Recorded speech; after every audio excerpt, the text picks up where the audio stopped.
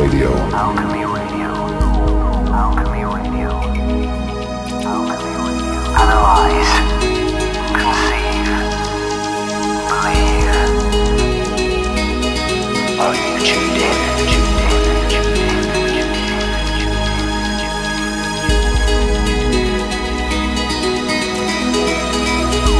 Hello and welcome to another episode of Alchemy Radio, where the only thing we ask of you is that you keep an open mind. Today's guest is Robert Verkerk, PhD. Robert is an internationally acclaimed scientist with over 25 years' experience in the field of agricultural and healthcare sustainability, having worked in academia, industry and the not-for-profit sector. He's worked extensively in Africa, Asia, Australia, the Americas as well as Europe, and after leaving Imperial College London in 2002 he founded the Alliance for Natural Health, which he has headed since. His background as a scientist, campaigner and visionary hold him in good stead for his dual role as Executive and Scientific Director of ANH International, as well as its regional European office. The Alliance for Natural Health is part of an international organisation dedicated to promoting sustainable health and freedom of choice in healthcare through good science and good law. They protect the right of natural health practitioners to practice and the right of consumers to choose the healthcare options they prefer. Since 1992, they have worked to shift the medical paradigm from an exclusive focus on surgery, drugs and other conventional techniques to an integrative approach incorporating functional foods, dietary supplements and lifestyle changes. They believe this is the way to improve health and extend lives while reducing the cost of healthcare back to a sustainable level. Robert, how are you? I'm very well, John. Great to be on your program. Well, it's a great pleasure. I've been following your work for quite some time now, and I have to say my interest in what it is you promote has been mounting. You're part of the Alliance for Natural Health International. Can you tell us a little bit of background about yourself, Robert, and of course about the Alliance also? Yes, my background is I was a research scientist at Imperial College London, involved in sustainable agriculture. And I gradually became somewhat disillusioned with the way in which research was moving, that there was a more and more corporate agenda, and for many people it was becoming harder and harder to get money that was really going to be funding research that made a great difference to the planet, and particularly looking at the kind of ways in which our society seemed to put environmental health and human health to a very low priority unless there was money to be made out of it. Mm-hmm. And I also started to see this very clear association between the way in which the corporate oligopolies, if you like, an increasingly powerful group of a small number of companies, whether they were agrochemical companies, biotech companies or pharmaceutical companies, were controlling the agenda.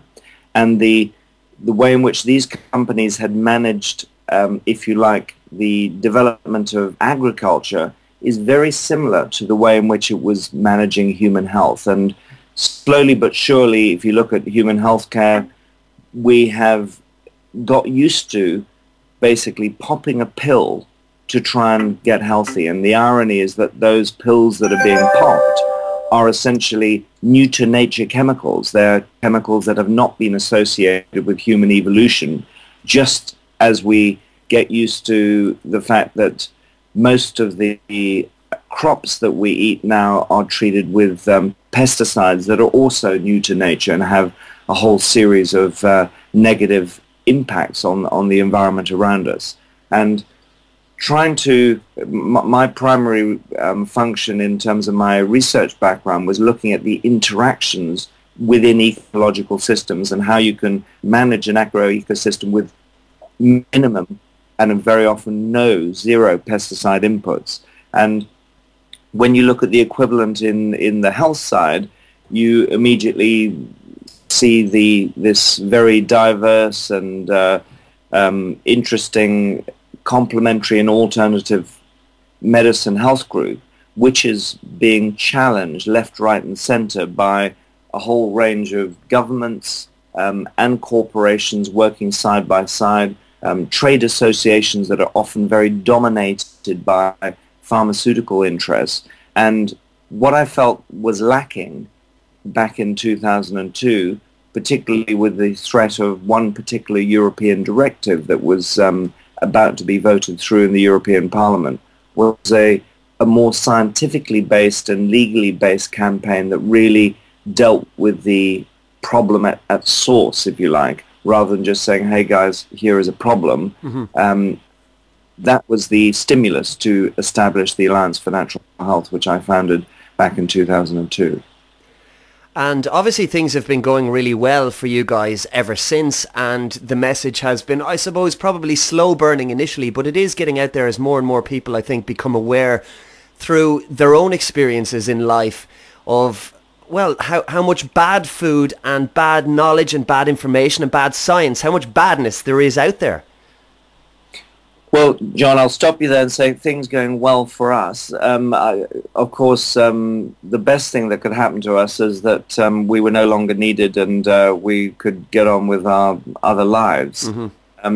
Things have been going rather horrendously for us in the sense that the problems just keep on mounting, and we are firefighting left, right, and center. I mean, right now, for example, one of the big daily battles we're having is trying to keep herbal products on the market because of the way in which European regulators are saying that they have a new regulatory regime for a certain type of herbal medicinal product that is almost impossible for small companies to get natural products through this registration system.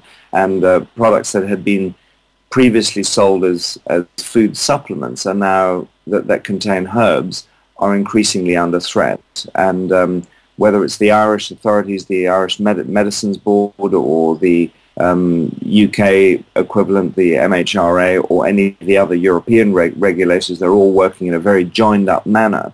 And many of the herbal products that have been used for millennia, particularly the ones that have been associated with very long-standing traditions of medicine, such as Ayurveda and traditional Chinese medicine, are now very seriously under threat.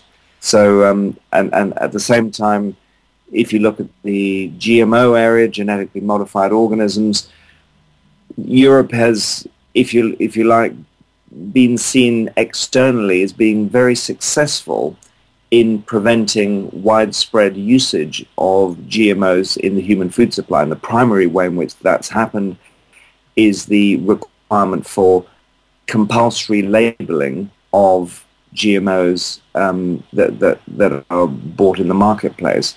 And this has stopped something like the 50 biggest suppliers of food from regularly introducing GMOs to those foods, because people simply don't buy it when it says this food contains GMOs.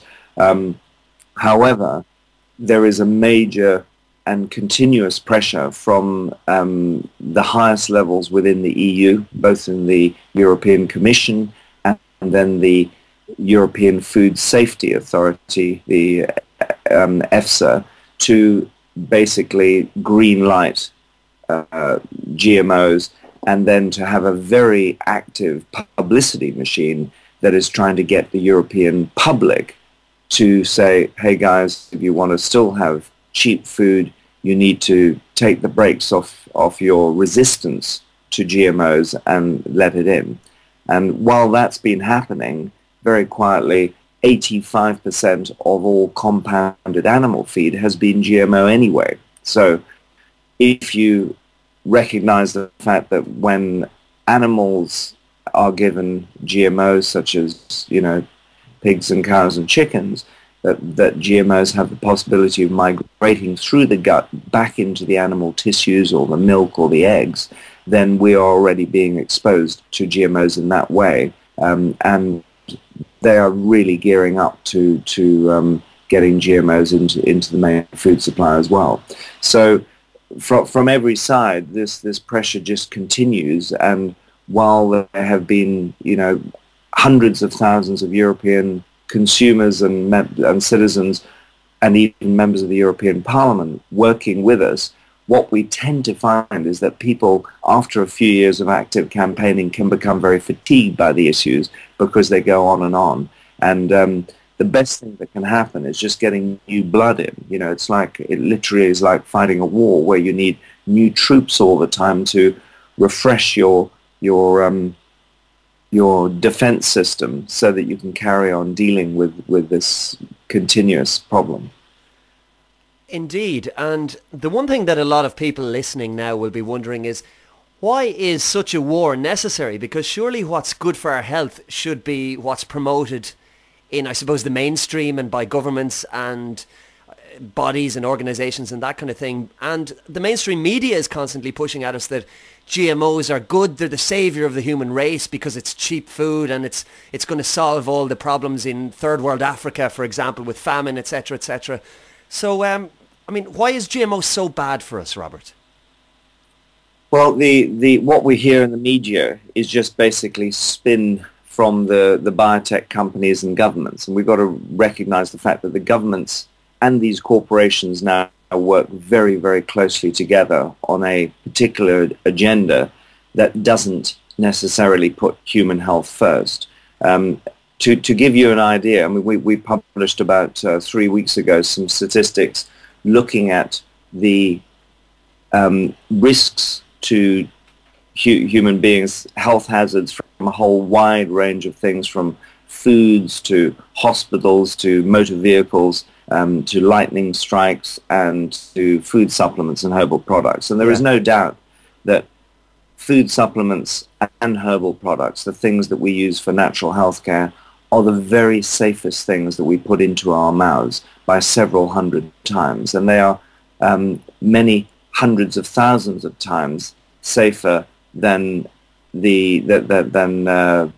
pharmaceutical medicines, or in fact a stay in hospital. And using UK data, the commissioned research demonstrated that having a stay as an inpatient in a UK hospital carried the same risk as being deployed as a member of the British military to Iraq or Afghanistan, just to put it into perspective. Incredible. So, and at the same time, what we're seeing is this, essentially the same risk assessment system being applied from the pharmaceutical model back onto natural health care products such as herbal products and food supplements, where the actual risks that we see, if you look at the empirical evidence, are so dramatically different. And as I said, they are substantially safer than food. So we should be dealing with a very light regulatory regime, but we're dealing with a very heavy regulatory regime.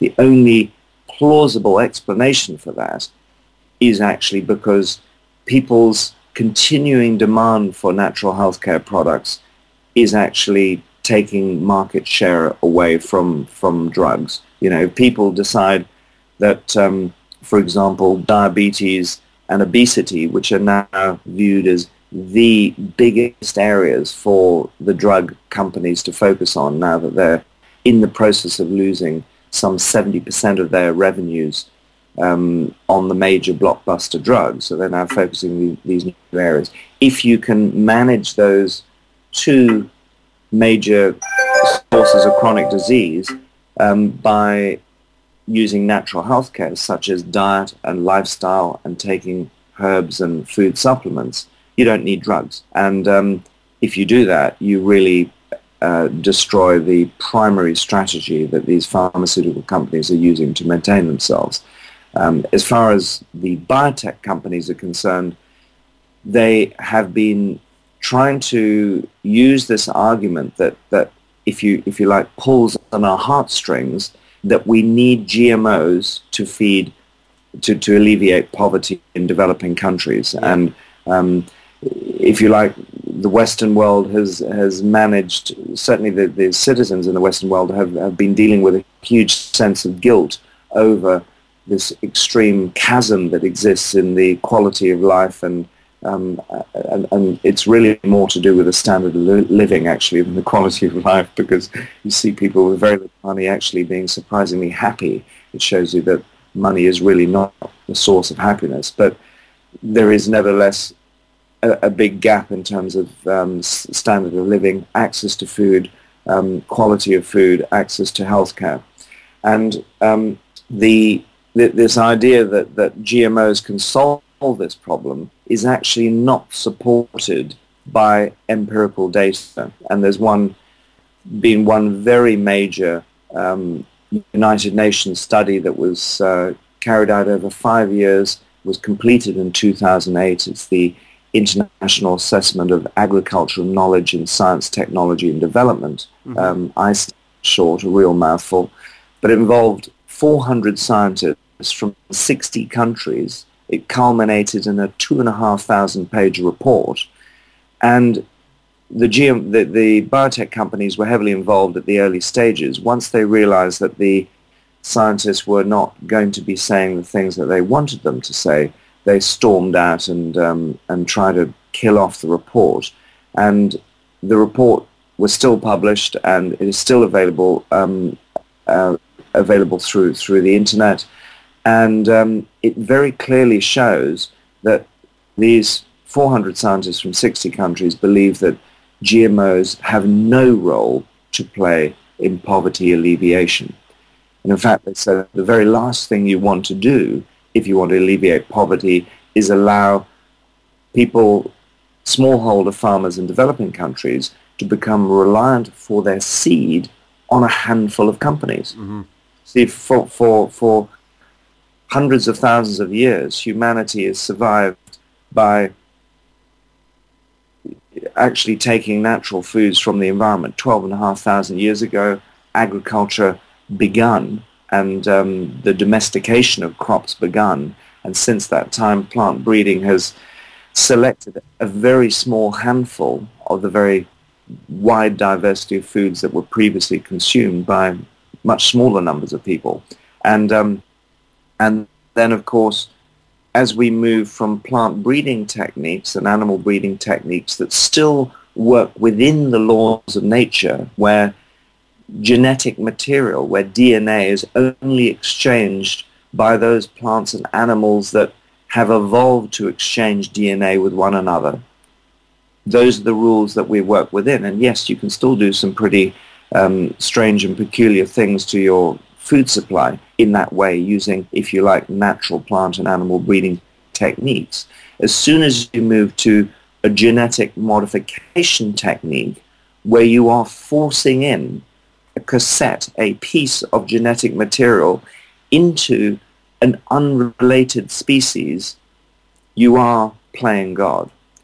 And it is almost that the original ideas that developed in the 1980s were based on incorrect principles, when they thought, well, if we take a trait that we like, such as herbicide resistance in a crop, and we force it in using a gene gun or a soil agrobacterium into your crop plant, it will be great because we'll have that trait expressed in our new genetically modified crop plant. Yeah. What was realized at that time is that once you do that, you actually have a much broader and very unpredictable effect on the genome.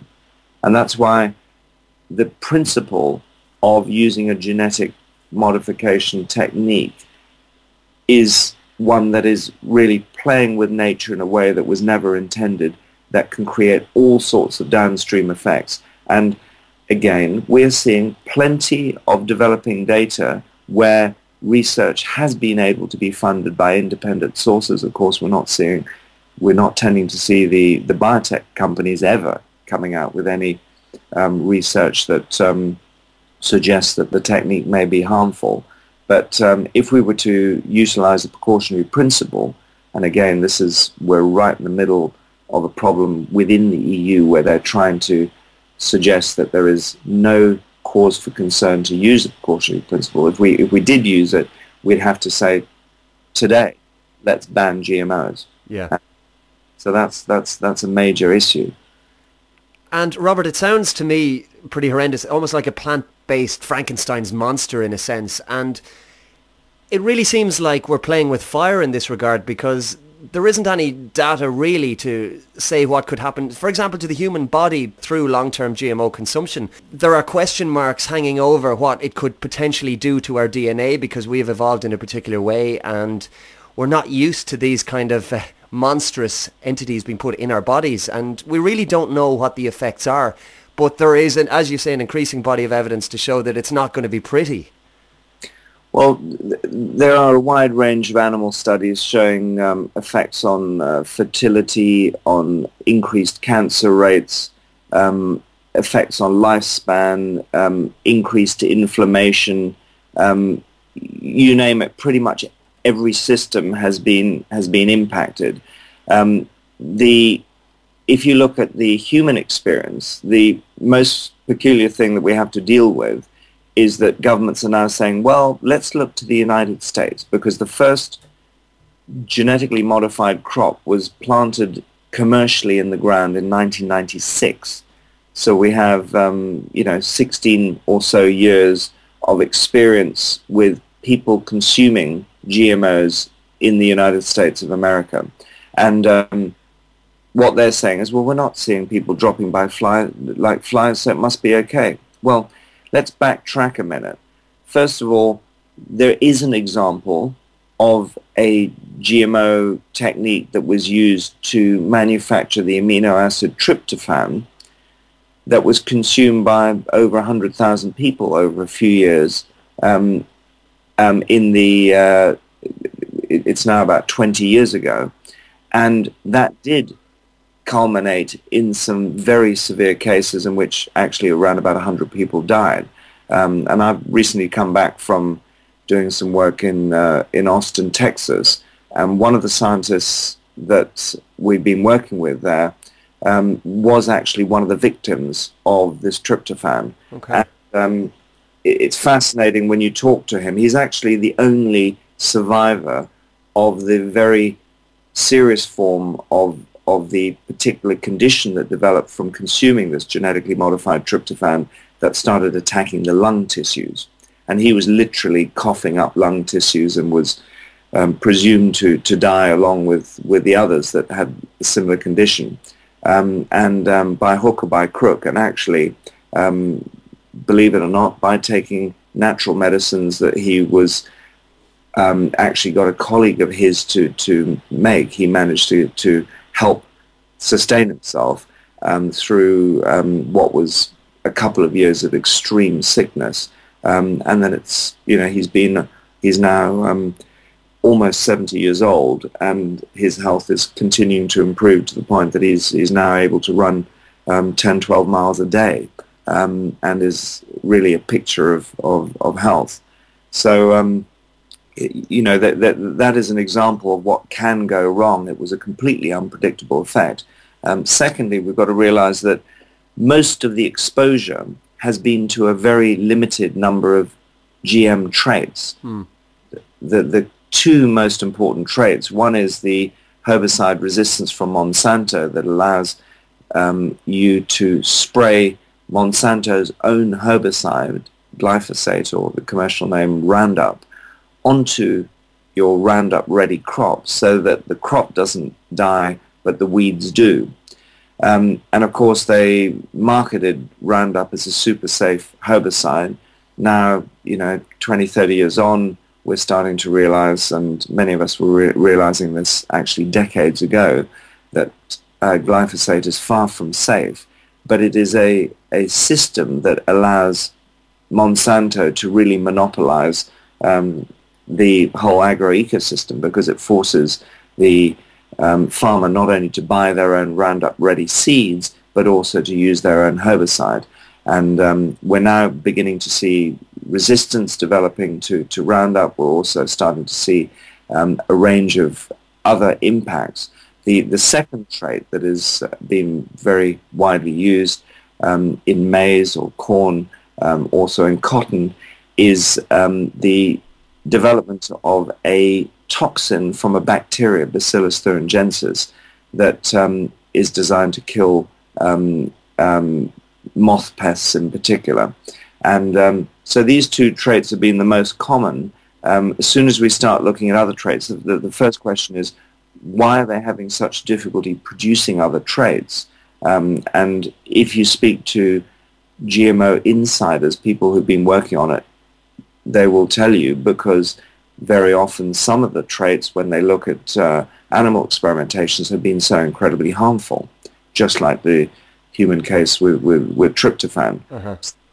These two that have got out there and have been very widely used certainly don't appear to have acute short-term effects, but even 16 or 17 years in terms of human lifespan is very short. And it's even more ludicrous to believe that with the potential harmfulness of this technology, that the public in general should be used as the guinea pig for a technology like this.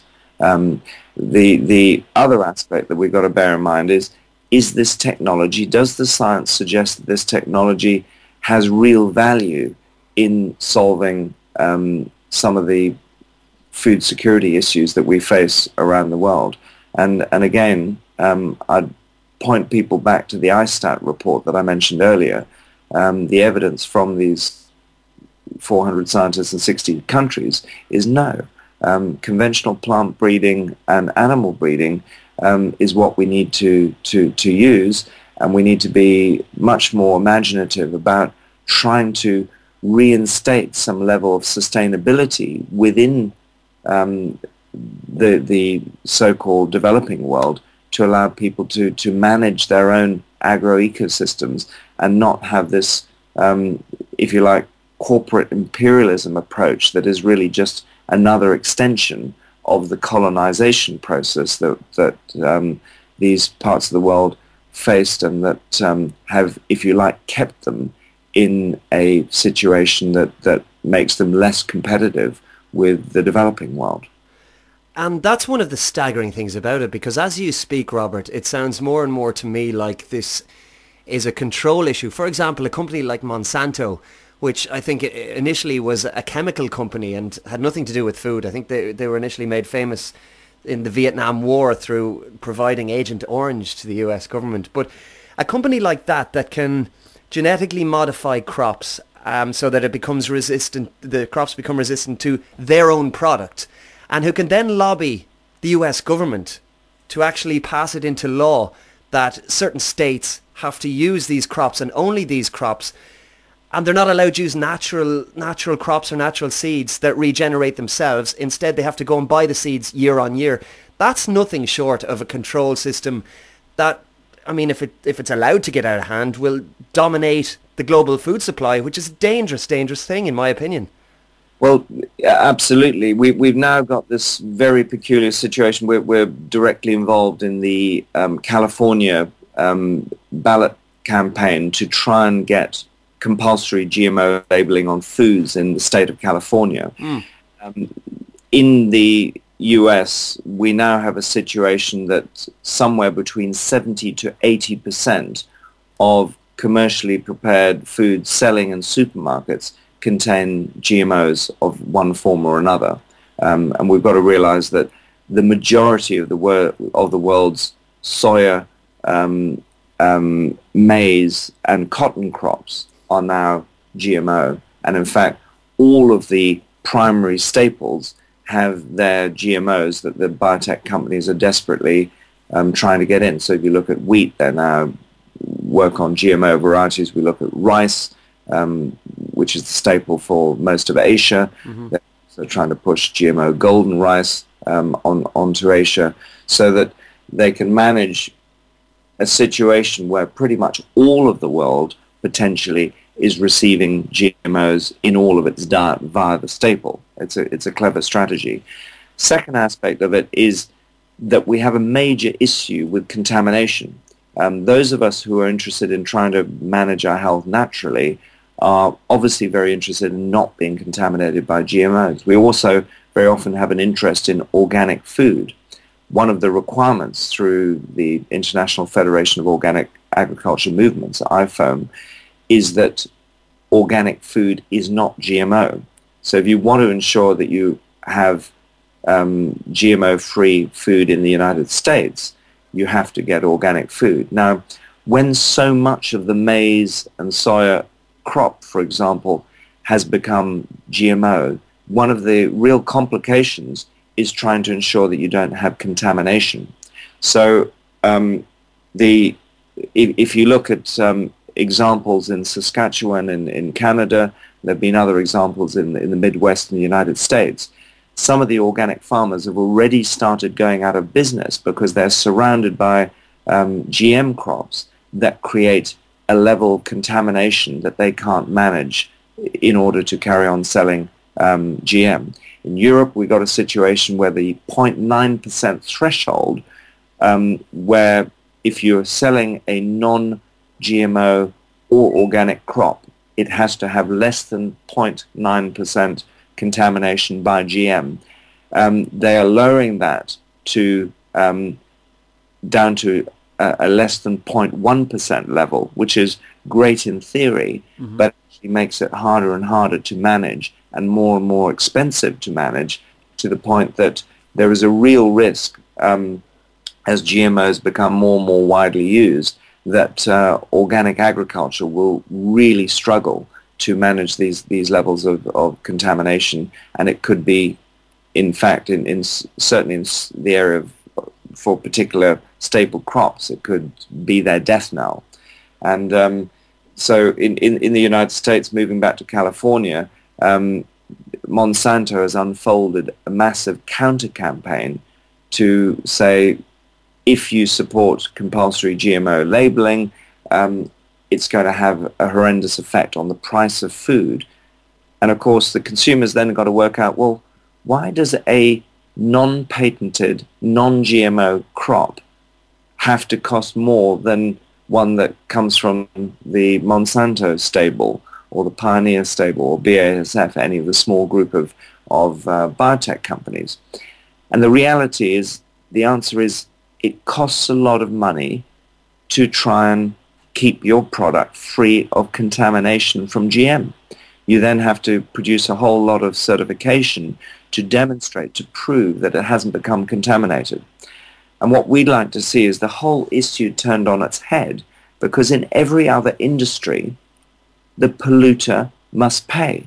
And in this situation, it is the small group of half a dozen or so biotech companies that are busy contaminating the world with their genetically modified foods. And we, the consumer, and the non-GMO or organic farmer has to pay at the moment to ensure that those products are free. And that is a ridiculous state of affairs. It's truly incredible, and I think we're fast starting to mimic the US here in Europe. I mean, you mentioned earlier on in our chat, Robert, that the EU has been pretty good to date in supposedly resisting GMO and resisting the advances, I suppose, of the big biotech industries. But that appears to be changing and unfolding on an almost daily basis now. Just to give you an example, which I'm sure you're aware of, I'm based in Carlow in Ireland, which is a small town here, but as recently as 2 or 3 days ago, Teagasc, which is one of the big agricultural research facilities here in the country, have been granted permission to carry out field trials on a genetically modified potato that would improve resistance to blights, supposedly. Now that's a new departure, certainly for Ireland, and we're seeing this all over the place in Europe. So what can we expect down the tracks for Europe? Why have we, I suppose, in the past been traditionally more resistant to this, and what's changing now that we're becoming more open to it? Is it the pressure and the lobby groups from the big biotechs, or what could it be? I think we've got to understand that it's not the EU that has been very concerned about GMOs. It is actually the European citizens. Right. It is only thanks to public opposition that governments have had to do something about it. At an EU level, the EU, particularly if you look at the President Barroso, he's been consistently supporting the use of GMOs. You now look at Dalli heading up consumers and public health in the European Commission, also massively pro-GMO. They've put in Anne Glover as the scientific advisor to the European Commission. She's massively pro-GMO. She's just come out with a statement in the last 10 days or so, talking very specifically to the precautionary principle, which many of us who are extremely concerned about GMOs say, you know, guys, you have the precautionary principle built into European food law. Use it for GMOs And of course, they've now had to come up with an argument for why they don't have to use it, because they are saying that the evidence that they have seen suggests there is no difference in any harm caused by either GMO versus conventional crops. And my goodness, they are just looking at very specific data that they choose to look at. They're certainly not looking at the totality of data. We have pointed many to the fantastic work of Jeffrey Smith, Genetic Roulette, that pulls together some 64 pieces of evidence demonstrating adverse human health effects, not just environmental effects. They're another chapter, they're another book, but the human health effects, because ultimately it turns out that governments tend to be so selfish that they are somewhat less concerned about the wider environment than they are about human health. And that's one of the reasons Jeffrey pulled all of those data together in one place. And it's a very accessible book that has all the references in it, but also has a simplified account for the government officials that choose to only look at one page, because their attention span tends to not be very great. So we've had the public continually resisting. We've seen a situation back in 2007 actually, where environment ministers around the EU, 21 of them, voted to support a safeguard clause that Austria and Hungary were using to prevent GMOs being cultivated in those two countries because of their long-standing objection. It turns out that the environment ministers around Europe all objected and went against the wishes of the European Commission, simply because they read the data that the Austrians and Hungarians were concerned about. So that there's been a huge problem with governments being very selective about the data that they want to use to show that there's no difference. We see the same in many other areas of science. The organic food versus conventional food debate is very similar, where governments keep on cherry-picking particular evidence, using studies that have almost been designed, or I should say have been designed, to show no difference between conventionally cultivated and organically cultivated foods. Whereas we know, if you look at other data where you're looking at real organic systems with real living soils using proper cultivation, organic cultivation practices, there is a huge difference in the food quality between conventionally produced and organically produced foods. But surely, Robert, there are some kind of guidelines that are designed to help the consumer. The consumer shouldn't always be battling against the authority, so to speak. I mean, I hear tell of something called Codex Alimentarius, which I think is set up to ensure fair trade practices and consumer protection in relation to trade of food globally. Surely these things are here to help us and are designed to do that. Well, Codex almost certainly did have a heartfelt objective of making a positive difference to the world by taking down trade barriers and ensuring that consumers were not harmed in the process back in the early 1960s when it was formed. Mm-hmm. But it is slowly and steadily become this intergovernmental decision-making forum for the global food supply that is about putting cheap foods that are made in one part of the world into other parts of the world. And if you look at the kind of foods that we have in our supermarkets, particularly the cheaper end of the spectrum, if you like what you see, and if you like what that does to your body, well and good, because that's what these guys are ensuring for our own health and benefit. And the difficulty is that they are absolutely not concerned about the development of local community systems of agriculture that produce food for local populations, which is, if you like, the absolute converse, the diametric opposite of the kind of global food supply system that we've got today. And our concern is that this global food supply system ends up being focused on ensuring that there is no harmful levels of, say, microorganisms, bacteria and fungi, pathogens within your food, so you don't transfer foodborne illnesses when you move your lamb from New Zealand to Europe, for example.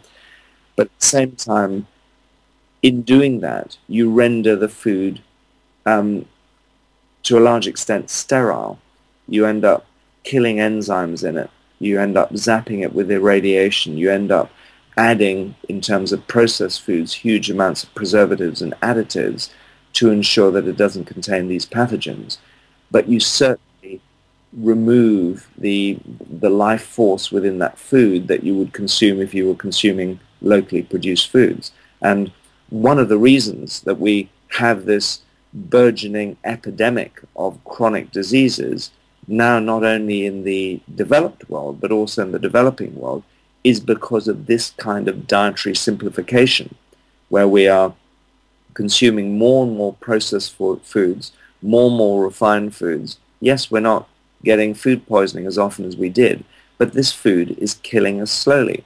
And this is where you get this rather worrying collaboration between the food producers and the pharmaceutical companies, because the food producers seem to be intent on producing foods that are really not that good for us, but at the same time don't kill us acutely, and the drug companies that love people to stay alive for a long time rather than die early, like them to be in this morbid state, this state of disease.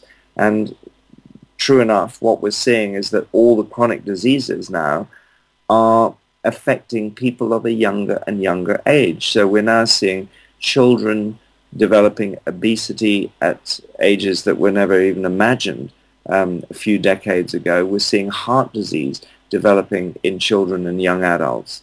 And cancer, obviously, incidence still rising in many respects.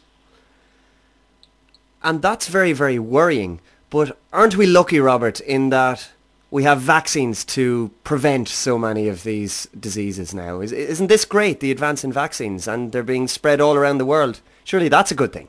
Well, John, you play a good devil's advocate there, but again, I'd ask people to look at the evidence. There are only a very small number of vaccines where there is potentially some evidence of positive effects, smallpox, polio being two examples. If you look at the majority of children's illnesses, and mumps, measles and rubella being another example, the evidence is very, very thin on the ground.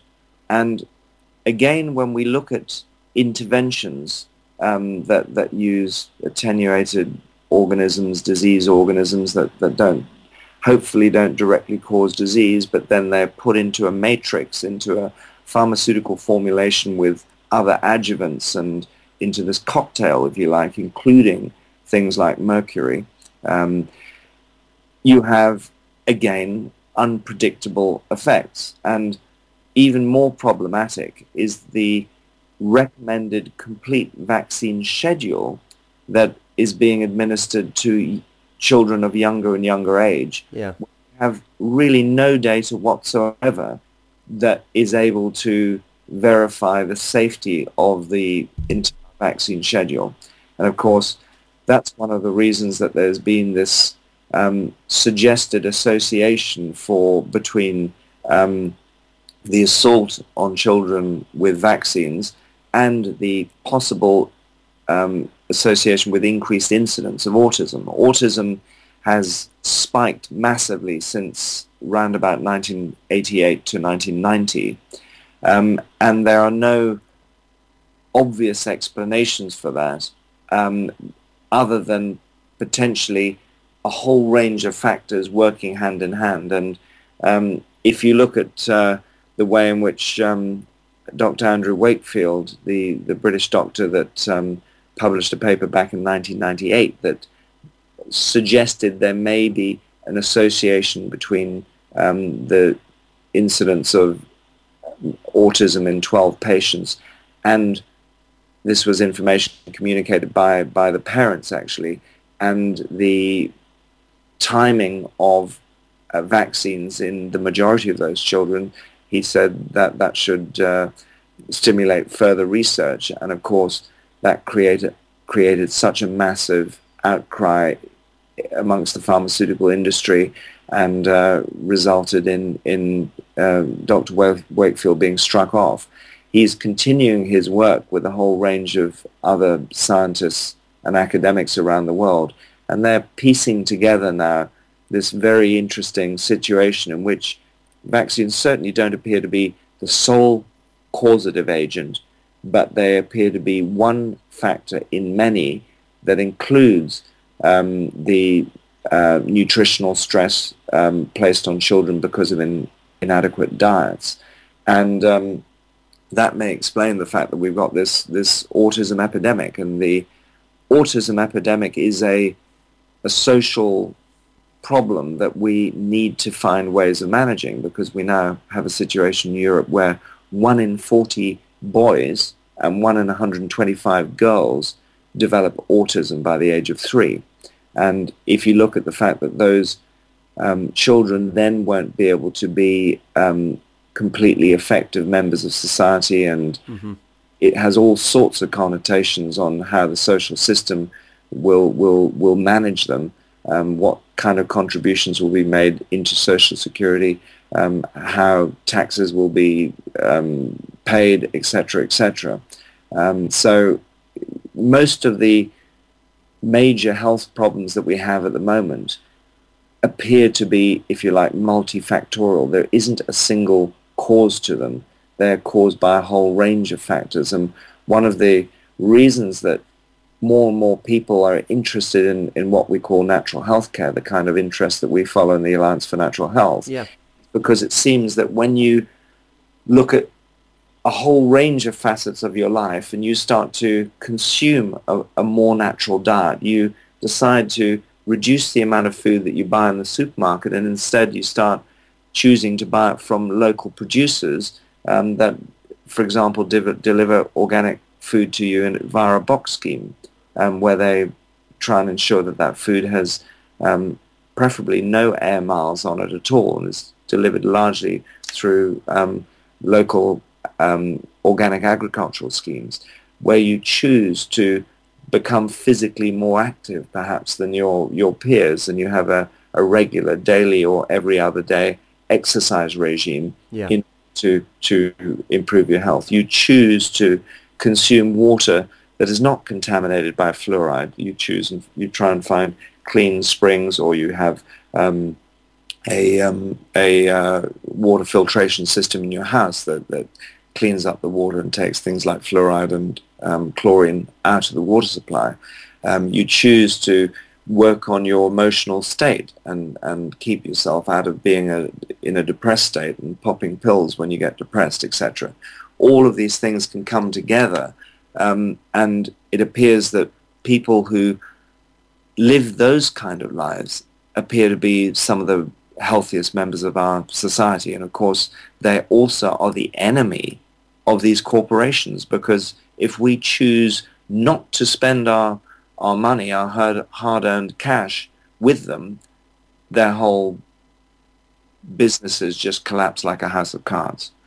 And this is the thing, and a big source of frustration for me is the constant rabbiting on of the mainstream media about, I suppose, conspiracy theorists and anybody who doesn't toe the line with regard to what the big corporations say should have a tinfoil hat on, and they're just hippies and they're this, that and the other, and they throw out all these words and this rhetoric time and time again. So a lot of people seem to feel pressured into conforming and to literally heading down to the local Tesco or whatever it might be and buying chips and chicken nuggets and feeding them to their kids and themselves day in, day out, because that's what everybody does, Robert. It's the dumb thing to do. So what would you say to somebody who might be kind of in that mindset at the moment and is thinking, you know what, apart from the expense or the time or monetary expense of having to go out and source food and to find organic stuff, nobody else is doing it, so it must be okay. What would you say to that kind of apathetic attitude? Well, I would say, take a look at yourself in terms of your health.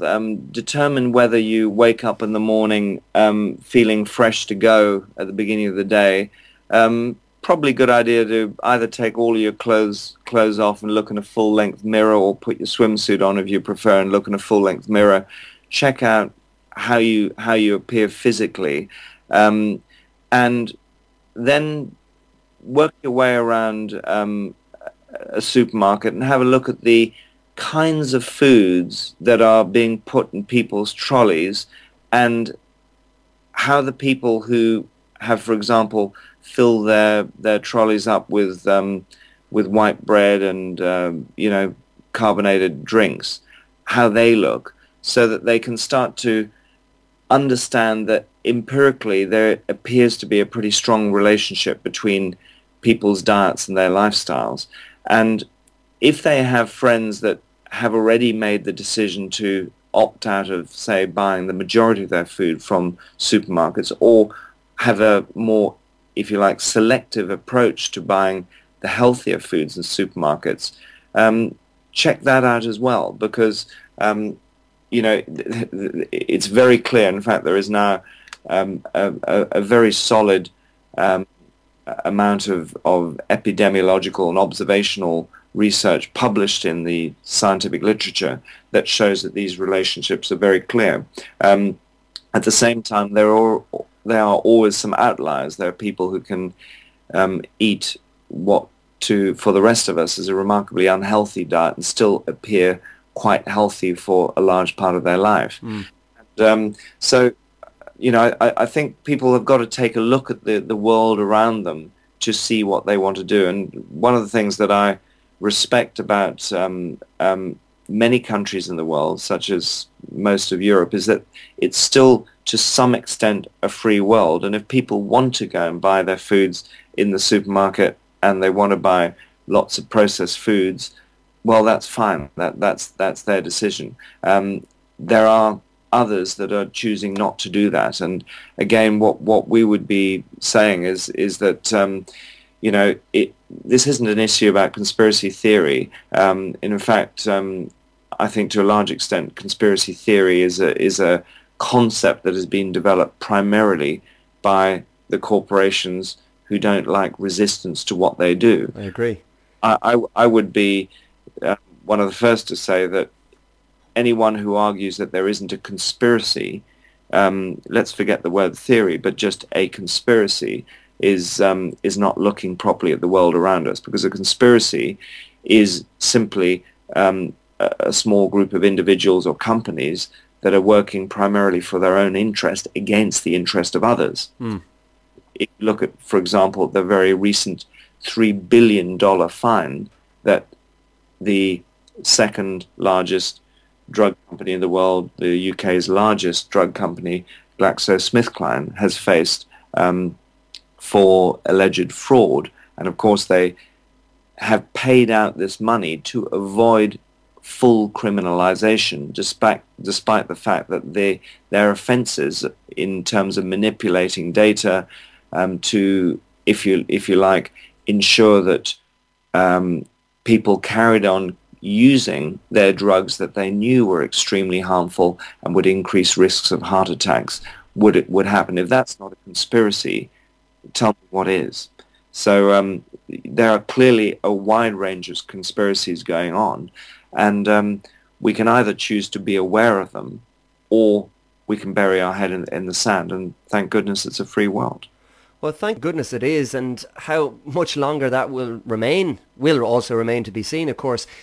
So if anybody is listening to this and they're really interested in taking a more active role in helping out, and I suppose becoming a voice box or a mouthpiece or spreading the word in what way, how can they get involved? Or is there any kind of structure? A lot of people like organisations, this kind of thing. Is there anything for people to get involved with or to attach themselves to, so that they can be more proactive with regard to not just their own health, but promoting good health?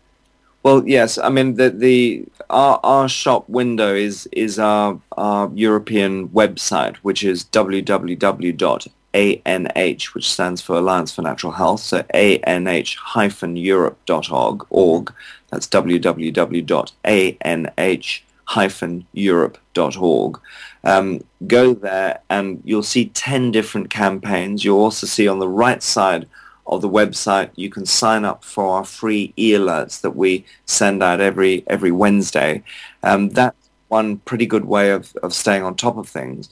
For those of you who are into social media, we've got a really active Facebook portal that you can find by going to facebook.com/ANH International to get into all of our activities that we're running around the world.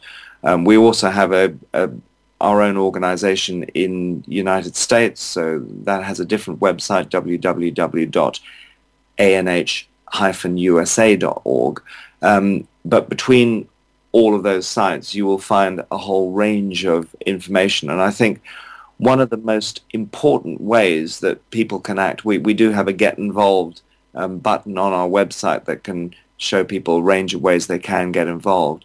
But one of the most important things that people can do is educate themselves and communicate that knowledge to other people so that those who want to choose to live a natural lifestyle can find ways of doing it in what is an increasingly complex situation, because there is so much contamination, there's so much misinformation around, and our fundamental tenet is to operate using the principles of what we call good science and good law. So, where we have a particular opinion, you'll find that is always backed up by factual data. It may not be the same data that the governments are using because they have chosen to be pretty selective about it. But our primary remit is to ensure that people have enough information to be able to make selections for themselves, their families, their friends, and communicate that widely. Social media, while it is still relatively open, is also an extraordinarily valuable way of sharing that information far and wide. Mm-hmm. Well, Robert, it's been entirely enlightening speaking to you, and hopefully we will check in with you again over the coming months, and we can see what's happening. But give us that website again, the Alliance for Natural Health, just so that people can check it out. Yes, the website is www.anh-europe.org. And all of us here at Alchemy Radio would strongly suggest that people check it out, and of course subscribe to the alerts as well. Most worthwhile. Robert, fantastic talking to you. I'll be very much looking forward to our next chat, and keep up the fantastic work that you're doing. It's been really, really good having you on Alchemy Radio. I have the power, you have the power, we have the power. Dr. Robert Verkerk, thank you for joining me today. Thank you, John. Alchemy Radio. Alchemy Radio. The greatest form of control